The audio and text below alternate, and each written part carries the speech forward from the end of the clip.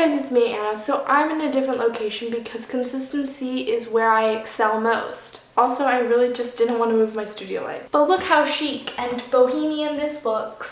Hey guys, it's me, Anna. So today I'm going to be doing a movie review.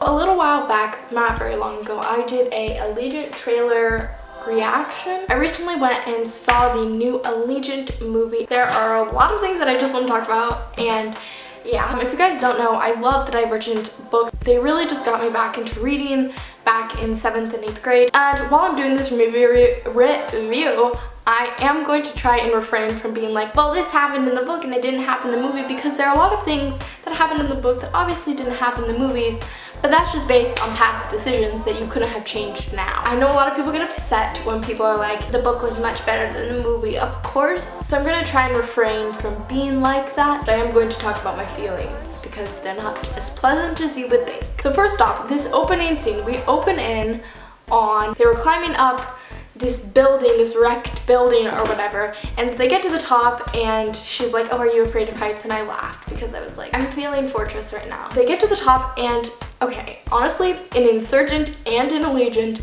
the script, I had to hold myself back from gagging because it was the most basic 12-year-old written script I have ever heard. I was so confused, but the conversation went something like this. She goes, sometimes when I look out the wall, I can see something. No, duh, you can see something, you have eyes. And then he goes, I can't see what you see. and she goes, Yeah, you can. or something like that. It was like the most confusing like sequence of words that I've ever experienced. I was like, this makes no sense. What I think they were trying to do is foreshadow this whole she can see something beyond the wall, because they had like this invisible wall thing. I don't know if you remember that, but it was like key. It was like an invisible wall that like hid all of the little Martians and everything, which was hella confusing. That happened. And then we ended up in the trials somehow with like Caleb and Max and people. I kind of like the transition of the trials. It kind of reminded me of Insurgent. It made sense. I was like, all right, that's cool. But literally when they were like shouting, they were like, kill him, don't kill them. I swear to you, the voices that came out of like the extras' mouths didn't match them. Like it wasn't in sync, I guess. I don't know. Really cringeworthy. It was like made on iMovie. Like it was really cringy. That whole like scene reminded me of like a bull fighting arena. Anyway, so they had that whole thing where they like injected like serum in him or whatever. I don't even remember what was happening, but we see Evelyn again, who is literally For's sister. When they would like interact with each other, I was like, is this like a new like love triangle thing going on? It was not a balanced ratio. What are you gonna do? I don't remember what happened in the scene. I just remember that I was really comfortable in my reclining chair and I was just kind of like chilling. I was like, they're having some trials, they're killing some people, there are some not so very good lip syncers in this movie, and then I don't remember like how this happened. It was very confusing to me. Tobias went to go get Caleb, so he like gets Caleb out, right? This entire scene confused me completely. He comes out with Caleb and he gets stopped and he's like, oh, I can take care of him, and he shoves him to the ground. We don't see Caleb on the ground. We just see Tobias shoot him, and obviously no one's like, oh my god, he just shot Caleb, because we all know Tobias would never do that. Triss is literally just standing there like, what's up? My brother just got killed. Let's go get some burgers. After we cut from Tobias's like hand and we cut to like a wide shot, I'm not good with film, we just see like Caleb in a ditch, and I was like, what happened? Like, was there like a fake person that got shot? Did he like roll in the ditch and then the guard just happened not to see him in the ditch? I may have missed something by blinking, but I don't think I did. So if you guys know what happened, comment down below, because I don't understand how that worked. Peter had the best lines, and he did in Insurgent and Allegiant, and they're just snarky and witty and funny. And that really fits Peter's character, but it kind of started to annoy me throughout the movie because Peter started to become a likable character to me.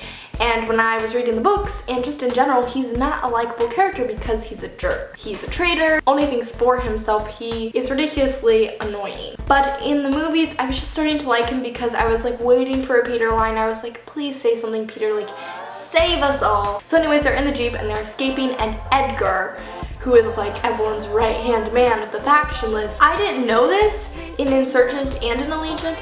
I thought he was Edward because their names are so similar that I assumed that this was the Edward whose eye had gotten poked out with a butter knife. But anyways, Edgar. I love the actor who plays Edgar. I just want to call him Edward.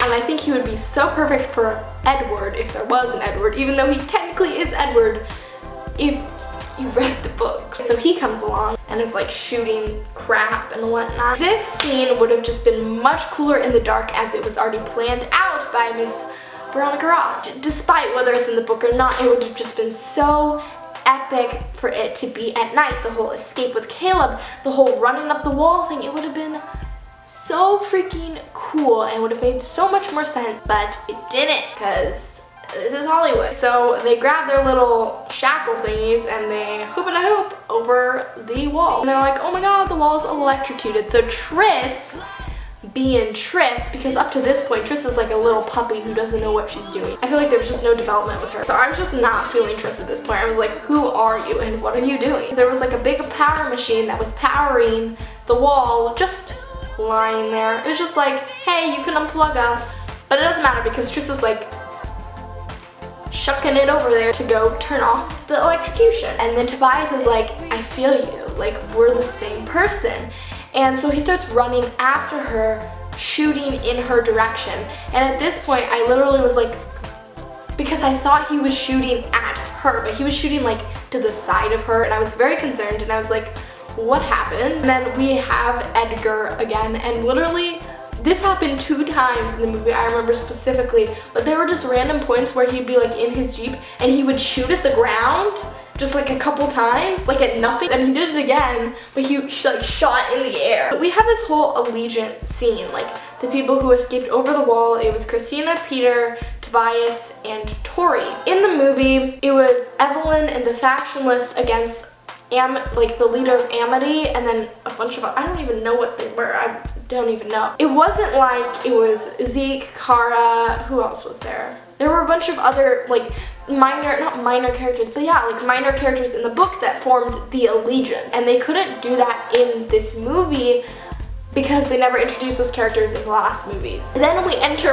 Mars, and I talk about this all the time. I wanted to see how they would transition into this like radioactive wasteland, because in the trailers it was just so weird, and I was like, how are they gonna do this? There was literally a distinct line where it went from green and happy to red and sad. The clouds were like clear, and then all of a sudden they were just red. And it was so confusing. Caleb makes this comment that makes me laugh so hard, because Caleb picked erudite, and he, you know how erudites are, always curious and always wanting to learn and spurt out facts and whatever. The stupidest comment ever, once again, stupid. He goes, wow, this puddle is radioactive.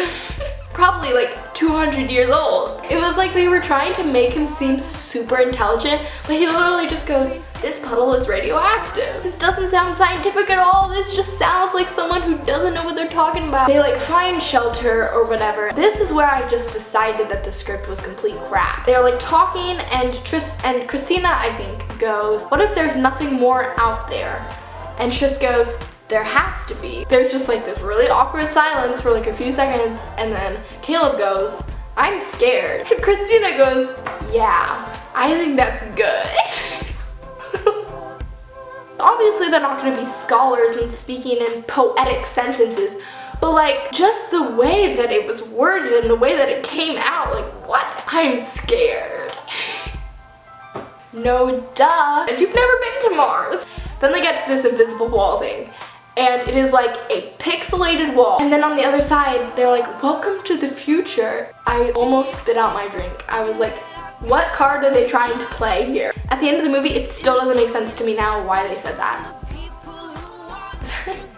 Then they get put in the little womb. Tobias and Triss are like touching hands. Wow, this is so romantic for Triss in the womb. OTP since birth, digging it. So they get decontaminated, or whatever that was. I really liked the concept of the tattoos on the wrist. I don't know how they did all like the genetic testing, like just in that shower thing. Oh, the shower was so funny. Literally, I laughed. I laughed a lot in this movie, actually. It was really funny. It like came down and reminded me of the condom challenge. It was so funny. The whole movie was kind of a haze for me because it's based off a book. I feel like you have to have prior knowledge of the book to sort of have the gist of things, or like sort of be like, oh yeah, I remember that sort of. I honestly could not identify anything. I felt so confused, even just me trying to ignore any book details because I hadn't reread the book in over like 2.5 years. When I watched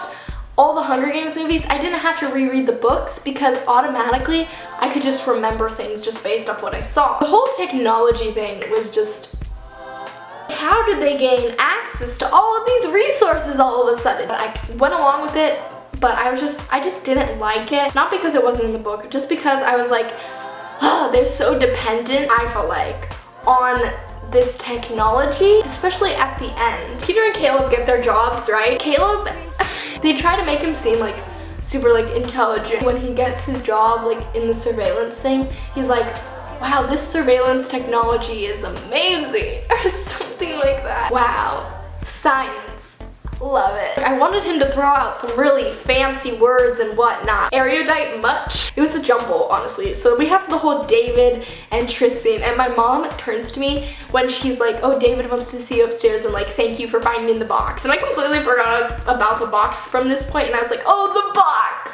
The box! The box didn't even fit into what was happening at this very moment. My mom's like, I think he wants to reproduce and make more pure people. Also, they were talking about how in like the whole introductory scene of them into this like really technological world place, they were like, we sit down here in O'Hare Airport, and I was like, why would you even mention that? Like, this obviously doesn't look like an airport. I really just so badly wanted that scene where Tris went up in the plane for a first time. But then you get like Caleb over here and he's like, what's an airport? Since apparently they know what everything else is. Like, they weren't questioning that weird blue fire thing that consumed their clothes. He wasn't questioning those weird bubble things. He was just like, what's an airport?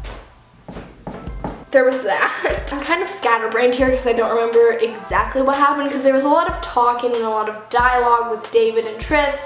There was a whole council thing. What was that? It went well with like David trying to trick Tris. There was a lot of stuff happening, and they didn't just focus on one thing. It was just kind of like 12 different events happening at once. I'm very confused on how it's going to go to the next movie, because the memory serum was kind of ended the book. From this point out, it's just all up to the screenwriters and the movie makers. There's like one more Keen scene, actually. If you read the book, you know what I'm talking about, but there's just one more scene that they need to add in there. But the rest, that 2 hours or whatever they're gonna do, they gotta create some content. I wish the characters had more depth, and they could definitely have more depth with the plot that they gave Allegiant, with just a better script, you know what I mean? And then the ending, which was just so creepy, where they were like leaning in on each other and then David just shows up. It was very creepy. That was the end, and that was my review. So if you guys agreed with any of these things or have any of your opinions of any opinions of your own, then don't forget to leave them down below and give this video a thumbs up. Also subscribe. I will see you guys later. Peace, love, unicorns. Anna is out. Also, quick thought, you know what I wish they would have put in? George, Tori's brother. How did they freaking forget about that? Her brother died. They mentioned that in the first movie, and they had Tori throughout all 3 movies. They should have freaking mentioned that. He should have been